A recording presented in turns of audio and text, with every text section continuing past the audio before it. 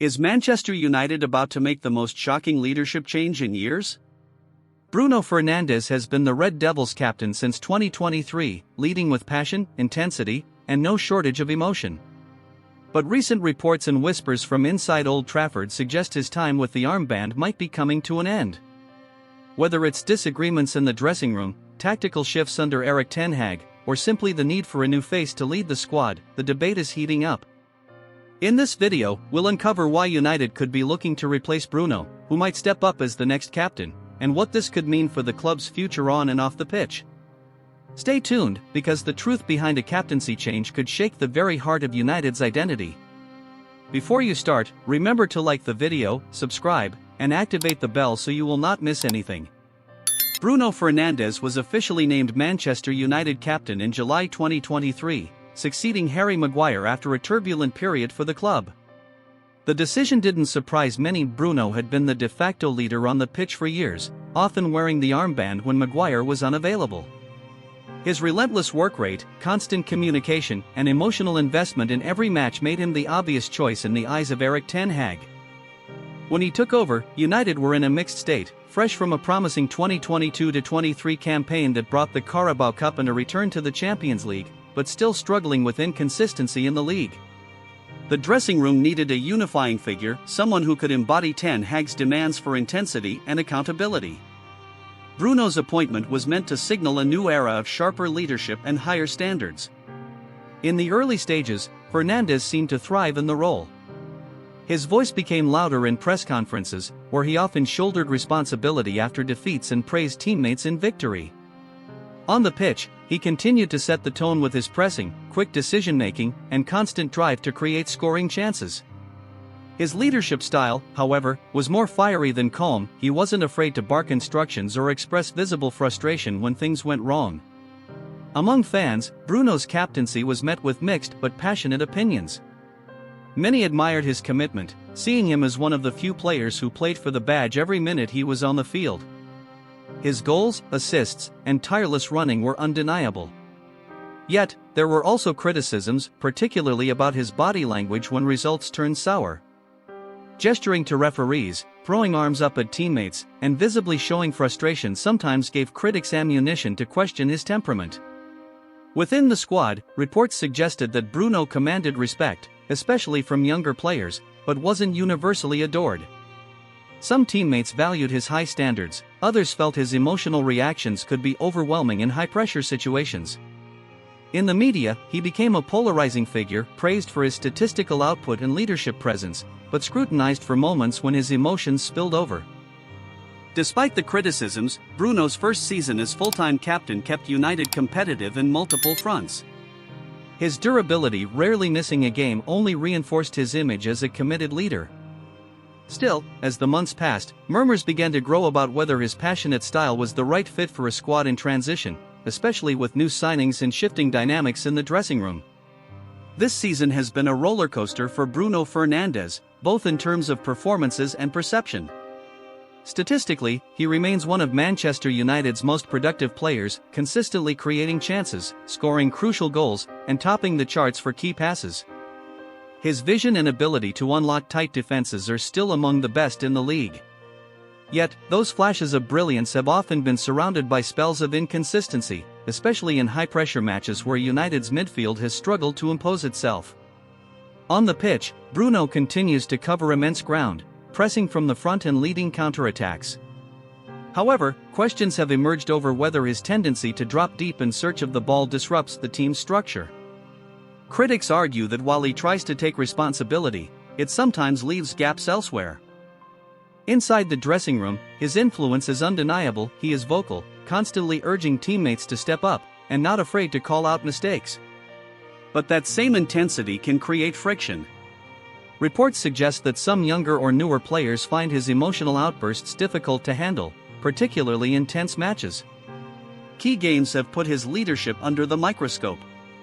In a narrow win against Aston Villa, his relentless pressing and rallying cries visibly lifted the team in the final minutes. Conversely, in the 3-0 home defeat to Manchester City, his visible frustration and constant remonstrations with the referee drew criticism from pundits, who argued it sent the wrong message to teammates. Moments like these have sparked debate about whether his captaincy helps stabilize the squad or inadvertently amplifies pressure during tough spells. While no one questions his commitment, the discussion around his suitability as the long-term leader has grown louder with each uneven performance. Erik ten Hag has always been clear about his vision for leadership, discipline, consistency, and the ability to embody his tactical philosophy on and off the pitch. Publicly, he has praised Bruno Fernandes for his work ethic and influence, often calling him a winner and key leader. Yet, between the lines, Ten Hag's comments sometimes hint at a desire for more controlled emotional energy leaders who inspire calm under pressure rather than feed the chaos. Within his long-term project, the captaincy is more than just a title, it's a strategic role meant to set the tone for a squad undergoing transition. As Ten Hag integrates younger players and high-profile signings, he needs a captain who can act as a bridge between the old guard and the future core of the team. This has led some insiders to speculate that the manager might eventually opt for a figure whose leadership style is more measured and less reactive. Tactically, Fernandes' tendency to roam in search of the ball occasionally clashes with Ten Hag's structured positional play. While the intent is positive, seeking involvement, such movements can leave gaps in midfield shape. Personality-wise, the pair share an intensity, but Ten Hag's preference for controlled, deliberate leadership could spark subtle friction when emotions boil over on the pitch. Captaincy decisions at Manchester United aren't made in isolation, they're shaped by the complex web of relationships inside the dressing room. While many players respect Bruno's relentless standards and commitment, not everyone responds positively to his fiery approach. Senior figures like Raphael Varane and Casemiro reportedly back him, valuing his intensity, but some younger or newly signed players prefer a calmer, more encouraging tone. New arrivals with leadership qualities such as experienced internationals add fresh dynamics, sometimes challenging Bruno's status as the unquestioned voice of the team. In such an environment, even subtle shifts in alliances or morale can influence whether the armband remains or moves on. In the modern game, captaincy is judged not just on the pitch, but in the headlines, on podcasts, and across millions of social media feeds. For Bruno Fernandes, the media narrative has been a mix of praise and skepticism. Local Manchester papers often highlight his tireless work rate and match-winning contributions, portraying him as one of the few players who consistently delivers in big moments. Yet, national and global outlets sometimes focus more on his visible frustrations, gestures toward referees, heated exchanges with teammates, and moments when his body language seems to signal defeat. Social media amplifies these perceptions to an extreme. Clips of his animated reactions during losses go viral, often stripped of context, sparking debates about whether such passion is inspirational or detrimental. Fan polls on Twitter, Instagram, and fan forums reveal a split. Some see Bruno as the heartbeat of the team, the one who fights hardest for the badge, while others argue United needs a calmer, more composed figurehead to lead them forward. Interestingly, the divide between local and international fan bases is noticeable. Many match-going supporters in Manchester appreciate Bruno's visible commitment and leadership through action, while portions of the global fanbase, often consuming matches through highlight reels and pundit commentary, tend to focus more on the optics of his reactions. Pundits, too, add fuel to the fire. Some ex-players, like Roy Keane, praise his high standards but question whether he channels them in the most effective way. Others believe his visible emotions risk undermining team unity during high-pressure moments. Combined, this media and fan scrutiny creates a constant background noise, one that could influence both the club's internal thinking and Bruno's own approach to leadership. Manchester United's captaincy has always carried a unique weight, shaped by a lineage of leaders who defined entire eras.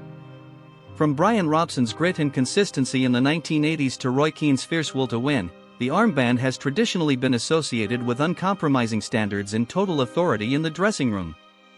Keane's tenure set the gold standard, fearless, confrontational, and unrelenting in his demands. He embodied the combative spirit of Sir Alex Ferguson's teams. Nemanja Vidic brought a different flavor, calm yet ruthless, leading by example through defensive dominance and unwavering discipline. He rarely needed words to inspire, his fearless performances spoke for him. Wayne Rooney, meanwhile, offered leadership through commitment and output, balancing his competitive fire with an ability to rally teammates in difficult moments. Comparing Bruno Fernandes to these figures highlights both his strengths and differences. Like Keane, he demands high standards and wears his emotions openly. Yet, unlike Vidic or Rooney, Bruno's style is more reactive and expressive, which resonates with some teammates but risks alienating others.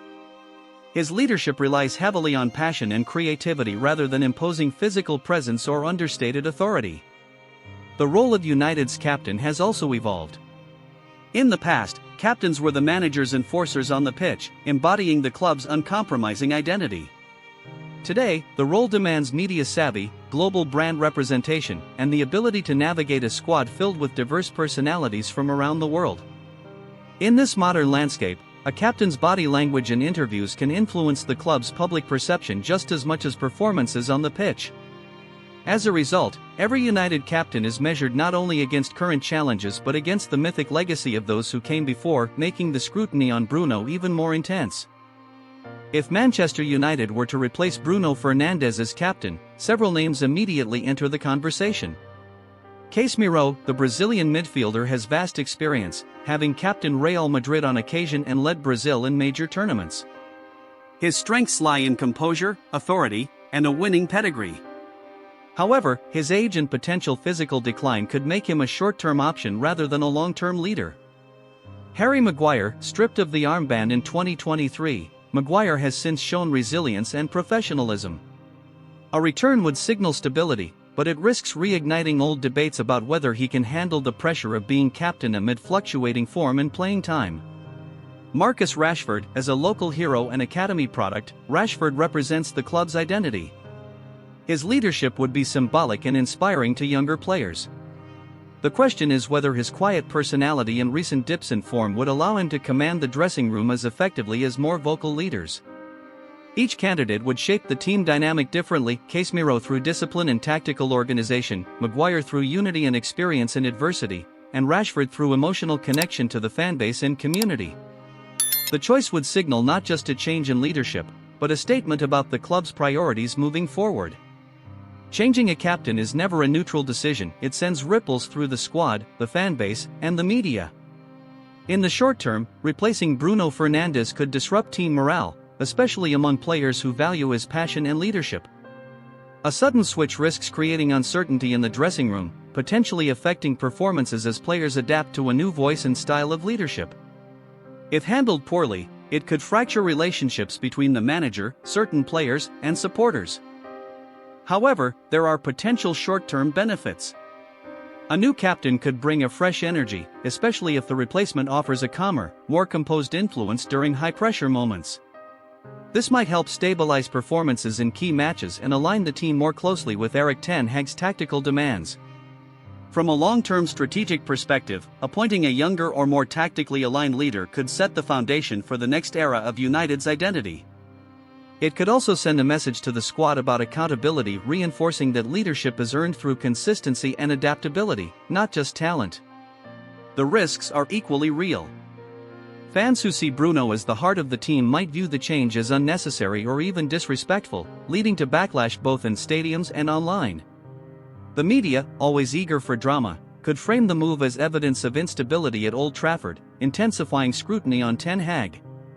Ultimately, the decision hinges on whether the club believes the long-term gains of a leadership reset outweigh the potential turbulence in the present. In summary, Manchester United's potential decision to replace Bruno Fernandes as captain is shaped by a mix of on-field performance, dressing room dynamics, manager strategy, and fan and media perception. While Bruno's passion and commitment are undeniable, questions about consistency, emotional intensity, and long-term alignment with ten Hag's vision have sparked speculation about a new leader. Personally, I believe Bruno remains a vital figure for United, but a carefully chosen successor could bring fresh energy and stability for the future. It's a delicate balance between respecting past contributions and preparing for what lies ahead. What do you think? Should Bruno keep the armband, or is it time for a change? Drop your thoughts in the comments below. Don't forget to like this video, subscribe for more Manchester United analysis, and share it with fellow fans so the debate can continue.